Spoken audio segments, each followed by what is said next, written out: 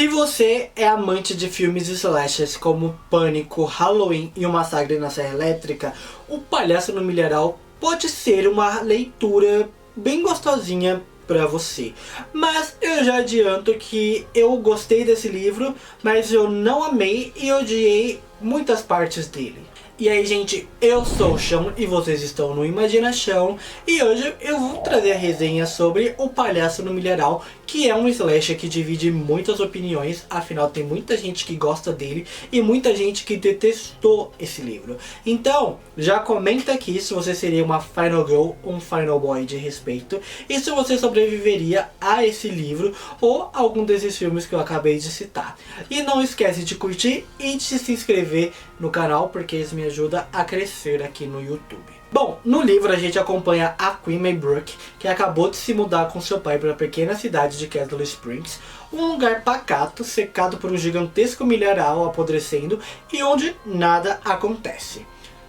Do seu quarto, tudo que a Queen consegue ver é essa gigantesca plantação de milho, uma fábrica abandonada caindo aos pedaços que parece que foi queimada recentemente, e o mascote dessa fábrica e mascote local da cidade, que é um palhaço muito assustador chamado de Fredo. Mas o que parecia ser um recomeço para eles acaba se tornando em um terrível pesadelo quando durante uma festa o Fredo aparece e começa um massacre contra todos os jovens que estão ali, porque o seu único objetivo é eliminar todos os adolescentes de Kettle Springs.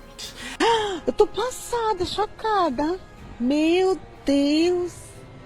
Jesus. E como eu disse, é um slash que divide opiniões e que talvez os amantes do gênero vão gostar ou não desse livro. Eu particularmente gostei de toda a trama, mas eu acho que ela poderia ser um pouco melhor. Porque quando eu comecei a ler O Palhaço no Milharal, eu não sabia nada sobre esse livro. Eu não sabia se ia ser um suspense sobrenatural ou se ia ser um suspense com serial killer. Eu confesso que eu comecei odiando esse livro por vários motivos, principalmente porque o início dele é muito maçante, é chato e ele não me prendeu logo de cara. No início desse livro a gente começa com um prólogo que mostra alguns adolescentes da cidade se divertindo no reservatório local. Mas essa diversão se transforma em um pesadelo quando uma das jovens, que é a irmã do Cole, que é o filho do dono dessa fábrica, acaba morrendo depois de saltar de uma plataforma ali para pular dentro da água. E a gente só vai entender as consequências dessa morte lá pro final do livro. E ali a gente também conhece alguns dos amigos do Cole, que na minha opinião não parecem adolescentes de verdade, porque eles não se portam como adolescentes de verdade. Pelo menos adolescentes que eu conheço. Eles são personagens chatos, não são interessantes, eu não consegui me apegar a quase nenhum deles. E são uma galera que a cada 5 palavras, eles soltam 50 palavrões. E isso me deixou com a sensação de que eu não conhecia o autor, né? Eu fui saber um pouco mais sobre ele depois, porque eu comecei a ler pelo e-book, então não tinha muitas informações logo de cara sobre ele. E a sensação que eu tinha é que era uma pessoa muito mais velha, escrevendo um livro sobre adolescentes, só que sem saber como adolescentes de verdade se portam. Pelo menos assim, na minha visão.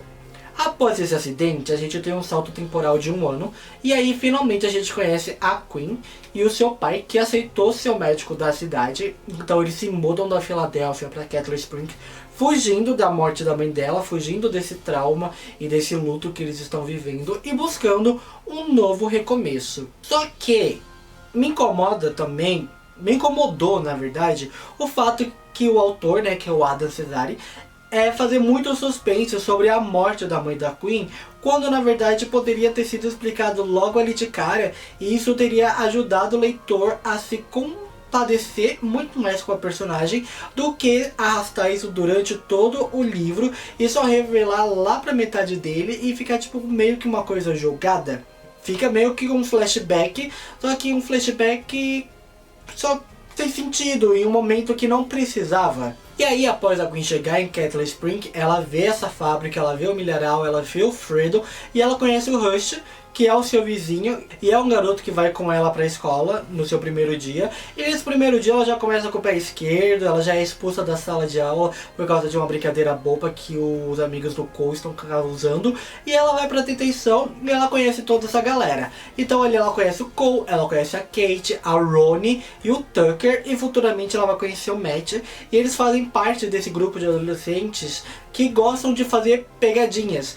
Isso faz com que a galera mais velha da cidade odeie eles, porque eles veem essa galera como se eles fossem o mal da cidade. Afinal, tem uma suspeita de que o Cole teria incendiado a própria fábrica do pai e acabado com o sustento deles. Então isso cria um clima tenso ali entre os mais velhos e os adolescentes, e é algo que vai discorrer durante toda a história. Aí a gente também tem a festa do fundador, que é uma comemoração ali na cidade e que acaba sendo estragada por esses adolescentes e colocam fogo de artifício e alguns carros e acabam provocando um incêndio. Então você vai percebendo que isso vai inflando a irritação dos mais velhos ali na cidade e fazendo com que eles passem a detestar ainda mais os adolescentes. E é claro que toda essa culpa cai sobre o Cole, porque ele é visto como o líder desse grupinho.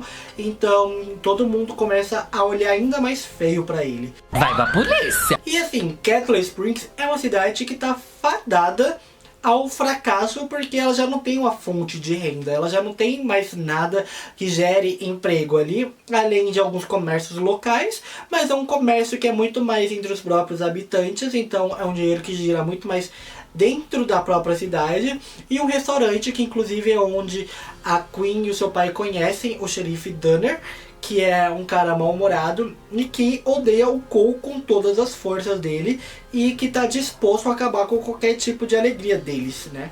E todo esse ódio acaba culminando no que vem depois. 4 dias se passam e a Quinn e os seus novos amigos vão para uma festa no meio de um milharal de uma família que foi viajar. Então eles invadem esse local, fazem uma grande festa ali com todos os adolescentes da cidade. Só que um deles não vai, que é o Tucker. E o Tucker é o primeiro dessa turma que acaba indo de arrasta pra cima, né? E essa cena aqui eu achei sensacional, porque a construção do Adam é muito boa e faz jus ao título dele de ser um escritor que sabe fazer cenas de terror. Aqui a gente tem uma tensão, a gente tem uma perseguição, e toda essa cena me remeteu muito a perseguições que eu vejo em Pânico e Halloween, que tem o assassino mascarado indo atrás da pessoa com uma faca grandona, tem a luta ali e tudo mais, e aí a pessoa acaba não sobrevivendo.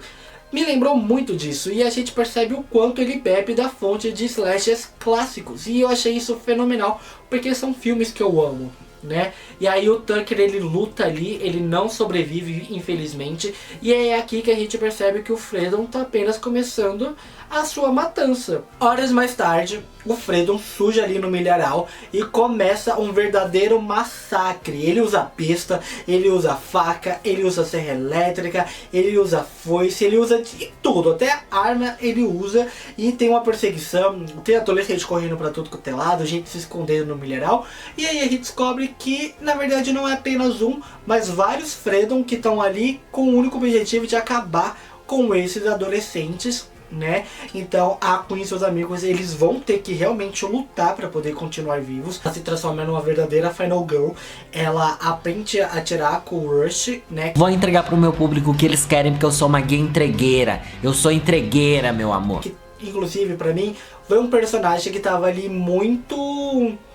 não de uma forma aleatória, mas ele tava ali como que para ser o salvador de verdade. Porque o cara foi pra uma festa e levou um monte de arma. Então pra mim, eu fiquei com uma pouquinho atrás da orelha, tá? Ou esse cara, ele sabia, ou ele, como ele disse, ele só realmente tava ali por muita sorte do universo, né? Porque ele fala que ele levou as armas pra caçar depois da festa. Mona, você é maluca? E aí, tem toda essa correria, a Quinn, ela ativa esse modo Final Girl, ela vai lutar pra sobreviver de todos os modos.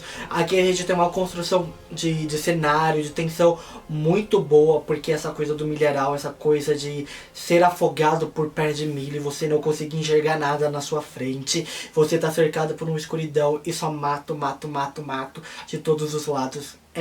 muito bom, é uma tensão muito incrível, que vai deixando a gente apreensível. Só que, como eu disse, como os personagens não têm uma construção tão boa, a morte de alguns é tipo assim, tudo bem, morreu, tipo, nossa, que pena que morreu.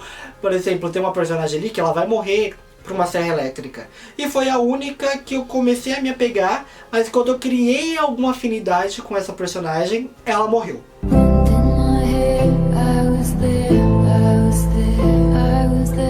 Então, não tem uma construção muito grande, não tem um aprofundamento muito grande nesses personagens. E assim, a gente não sente a morte deles. Então, pra mim foi uma das coisas que me fez desgostar do livro. Eu acho que se ele tivesse se passado em um período de tempo maior e tivesse uma interação maior entre os personagens, ele teria sido muito melhor. O final do livro, a gente descobre o porquê disso tudo. A gente descobre que algumas pessoas ali estavam insatisfeitas com os adolescentes e elas acharam que o jeito mais fácil de lidar com isso era dando fim em todos esses adolescentes e eliminando eles de uma vez por todas. Se levantou, botou os braços assim e falou: qual é o seu problema? Eu falei: o meu problema é a esquizofrenia. Eu quero saber qual é o seu. Mas eu achei um motivo meio fútil, mas ao mesmo tempo eu entendo, eu vejo como a situação que estava ali na cidade, o desespero das pessoas, resultou nisso tudo, e eu vejo isso acontecendo de uma forma natural no mundo real. Inclusive eu acho que coisas assim já devem ter acontecido no mundo real, né? Mas pra mim eu achei fútil, mas eu gostei dos personagens que sobreviveram. Fiquei muito feliz por eles terem conseguido sair dessa situação, por mais que eu veja o quão traumatizado isso os deixou futuramente. E numa perspectiva geral, eu vejo eles muito naquela situação de tipo, nossa, eles sobreviveram, mas agora a vida deles vai ficar um inferno. Afinal, depois de tudo isso, né, vem o jornal, vem a polícia, vem produtoras de filme como Netflix querendo fazer documentários sobre isso, e a gente vai saber um pouco mais pra frente, né? Inclusive, eu descobri que esse livro tem uma continuação, como todo bom slash, e se chama O Palhaço no Milharal 2, Freedom Vive, e conta um pouco mais sobre o que acontece depois disso tudo. E a gente vê como toda essa situação impactou muito a vida dos jovens. Tem pessoas que acreditam neles, tem jovens que falam que na verdade eles que orquestraram isso tudo, mas isso é coisa que a gente vai ver muito mais no segundo livro. Aqui nesse primeiro, eu vejo muito o autor colocando críticas sociais dele, principalmente essa parte de atentado, de massacre e tudo mais, que eu fiz um paralelo, na verdade eu enxerguei um paralelo como as coisas que acontecem nos Estados Unidos, como os massacres na escola, tiroteio dentro da escola e tudo mais. Tanto que alguns dos personagens, eles só sobrevivem porque a escola deles tem esse tipo de treinamento, então quando as coisas começam a acontecer, eles já sabem como lidar. E inclusive muita gente sobrevive por causa disso, né? Então a gente vê muito dessa crítica social, a gente vê essa crítica ao etarismo e a diferença gritante entre os jovens e os mais velhos, e como os mais velhos veem a nossa geração, a galera mais jovem, como o mal da sociedade. Afinal é todo mundo muito desconstruído, é todo mundo muito livre, todo mundo mais amor, por mais que hoje em dia a gente tenha consciência e vê tanto jovens conservadores se formando, né, no dia a dia. Mas a gente vê muito isso dentro do livro, e isso foi uma coisa que eu gostei também, mas que eu senti que podia ter uma construção muito maior, né? Poderia ser desenvolvido muito mais se o livro tivesse algumas páginas a mais, uma narrativa um pouco mais diferente, porque quando as coisas começam a acontecer, elas acontecem muito rápido, e quando você começa a digerir, o livro acabou. E foi isso tudo, né, que fez eu dar 4 estrelas. Eu gostei desse livro, eu não amei, não foi assim a minha melhor leitura do ano, não é um dos livros que entrou pra minha lista de favoritos, mas é um livro que eu leria de novo, principalmente para poder ler o segundo em seguida, e que eu gostei bastante, assim, não amei, mas gostei, né, tem uma grande diferença. Mas odiei algum desses pontos que eu citei e que eu sinto que poderiam ter sido trabalhados de uma forma bem melhor. Inclusive, a gente percebe como o autor ele pegou as críticas do primeiro livro e ele aperfeiçoou no segundo. No primeiro capítulo inteiro do segundo livro, ele dá um baile, ele dá uma surra no primeiro, porque a construção da tensão, a construção dos personagens é 1000 vezes melhor do que o primeiro. Então você percebe essa evolução do autor. E é isso. Comenta aqui se vocês gostaram, se vocês já leram, o que vocês acharam, se vocês já leram o segundo livro, se vocês gostaram. Não esquece de curtir esse vídeo e de se inscrever no canal, porque assim que eu terminar de ler o segundo, se eu conseguir, porque o e-book dele tá custando R$55, quase o preço de um livro físico, né? Tá muito caro, né, senhora Amazon?